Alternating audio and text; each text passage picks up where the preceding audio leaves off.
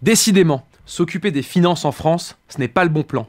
Trop de tentations, et surtout trop de petits fouineurs qui viennent plonger leur nez dans vos petites affaires, ristournes et autres comptes d'apothicaires.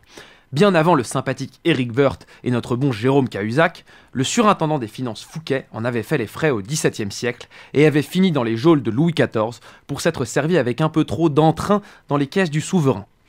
Puisqu'une bonne nouvelle n'arrive jamais seule, c'est aujourd'hui à un autre habitué de la comptabilité politique de faire la une des médias. Une enquête menée par la presse internationale a mis en évidence un fichier répertoriant des millions de transactions effectuées dans les paradis fiscaux. Parmi les centaines de particuliers et de sociétés figurant au fichier, un nom a interpellé ces satanés journalistes. Jean-Jacques Augier, le trésorier de campagne de François Hollande, serait détenteur d'actions dans 2 sociétés basées aux îles Caïmans. Entre le compte à Singapour de Cahuzac et maintenant les îles Caïmans, on peut reconnaître aux socialistes le mérite de nous faire voyager et d'agrémenter notre morne quotidien d'un peu d'exotisme. De son côté, l'UMP, véritable force d'opposition, s'est attelée au problème avec détermination.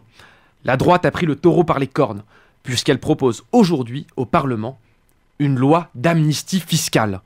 On croit rêver.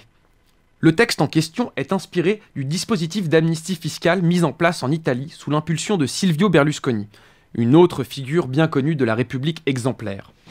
Avec tout ça, on comprend que notre bon président ne soit pas pressé de rentrer de son escapade au Maroc. Un bon couscous merguez avec Mohamed VI vaut sans doute mieux que la salade qui l'attend à son retour.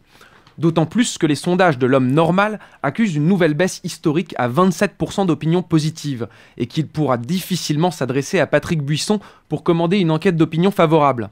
Les policiers ont en effet perquisitionné ce matin le domicile de l'ancien conseiller de Nicolas Sarkozy dans le cadre de l'enquête sur les sondages de l'Élysée.